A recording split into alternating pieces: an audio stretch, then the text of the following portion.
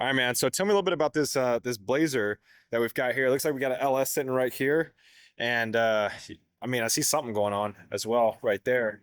Yeah, so this is what we live to do over here at Total Off-Road. This started as an 87 K5 Blazer that my customer brought me about 6 months ago. Actually came in one Saturday, was complaining that the steering wheel wasn't feeling right, and then it turned into this. Basically, the setup from factory was a completely stock truck, stock paint, 10 bolt front and rear. So this is original paint on it. Yep, so it started as original paint. This is actually a wrap from a local shop. This is a wrap. Yep. Get out of here. Yeah, so we decided to go with the two-tone to give the factory look, while still getting a lot of the kind of benefits, paint protection from a factory feel. But most people don't believe that it's a wrap, even though it doesn't show by any means. That is insane. Yeah, I'm starting to see it now. Look at that right there. Wow. What was the first thing you guys did to it? Yeah, so first thing it came in, the biggest thing of complaints was steering. He didn't like how it drove like an old 30-year-old truck. What we first went with is we talked to a company called Offroad Designs. So Offroad Designs is kind of one of the top names as far as these old square body style trucks. Got on the phone with my guy Kyle. He pretty much knew instantly what we should do to it. Decided to go with the 4-inch lift to give him plenty of room to run 35s. Then decided to beef up the axles to kind of match the horsepower we're putting in this thing. This one isn't going to be an off-road vehicle, so it wasn't needing the benefits of 1-ton axles. So we decided to stay with the factory 10 bolts, but add a lot more beef to them. So we worked with Revolution Gear, Yukon Axle, and Warn. Looks like I see Willwoods under there. Yeah, so we decided to go with a Willwood caliper just to give them the benefit of braking. We went ahead and did a brake conversion in the rear, really to give them the new style feel with the power of a factory truck. Still stayed the look of a classic wheel and tire on one of these. We then did bump up to about a 16 just to give them the room to run the bigger wheels or run the bigger brakes. Once we decided to do that, ran through the axles, basically redid all the seals, changed the ring and pinions, just kind of a complete overhaul. And then we went with their high steer kit to give it a more factory feel while being lifted. So what do you mean, so high steer kit? So what does that do exactly? Yeah, so typically on these setups, your steering is under the leaf springs. This is all straight bolt-on brackets to flip the steering. Wow. So we have top-down side steering. You're still running a sway bar, still gives it a factory feel. Yep. But basically fixes a lot of the geometry issues that we see in a lot of these. And crazy enough, even though it's a full drive truck, it runs a 2-wheel drive steering box to make everything work. Wow. Yeah. That's cool. So did you guys do that here, or is that something that was done? Nothing done here. We pretty much have done everything on here except for the wrap. So what was the biggest challenge that you guys have had so far? The motors has given us some trouble. So we went with a turnkey Camaro.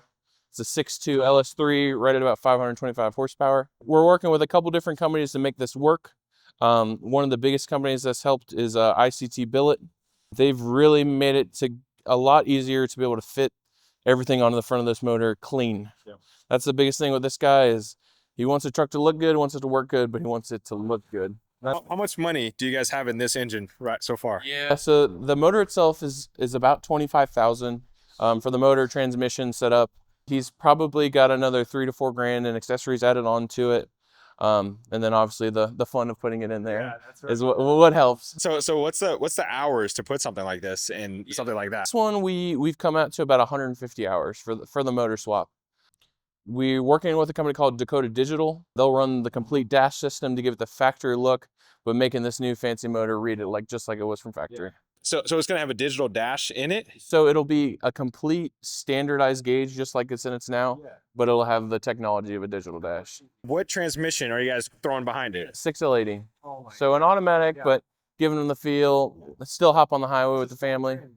Super strong. Yep. Running a factory style transfer case, changing the output shaft, just kind of tweaking a couple things, doing new seals. The biggest thing with this one is it's not going to be an off-road toy. It'll be more for the car shows, the local stuff. So beefing is important, but it only so much. It's pretty incredible. It's not going to be hard to go in. I mean, obviously it's got enough room in the engine bay. And what engine came out of this, by the way? I think it was do you remember? Not sure. It was an old beat up small block that is definitely very, very tired. You guys are going to be throwing this thing into it when? Here in the next couple of days, it'll be in there and starting to get to see what it really can do. I'll make sure I'm here. I'm going to try to film as much as I can of them installing it, and I'll definitely be here for the startup. And Max is the one that's in charge of the project here. I'm still blown away. This is a wrap, dude. Yeah. Like, ever since you Yeah. said that, I'm like, dude, it's a wrap. That is Yeah, crazy. they pride themselves on that one. So he did a really good job. That took about 6 weeks to do. We worked with a company called Cartoons. They ran through the whole interior. Basically did all new sound, all new carpeting, all new soundproofing to really give it the look of an old truck, but you hop in it and you're going to drive it and it's almost like a brand new car. By the way, what engine management is going to be controlling this? So Dakota Digital has been a big help. So we're actually using the Holley Terminator X. That's actually their wiring harness. Thankfully, a lot of great engineers have made it to work where, in a sense, everything is plug and play. The only thing that had to actually be changed on this was the map sensor. We should have that landed tomorrow. Then it's a complete plug and play setup. It'll then plug into the Dakota Digital dash and more or less function as like a new car. Guys, you still get the AC on this thing. How crazy is that? We're actually doing it by still routing the, it'll be new lines, recharge the system, but in a sense, it's all factory AC with a new compressor. Dude, Max, that is absolutely incredible, dude. Thanks for like showing this, and we've got a lot more projects, and guys, we'll talk about this thing over here. Yeah, next on the block once we get done with the Blazer. Yeah, this is the next thing we're going to talk about soon, and that's wild. And just Max, how much money? I'm just curious. So rough ballpark, he'll probably be somewhere between 150 to 175K all in. What do you guys think down in the comments? Let me know.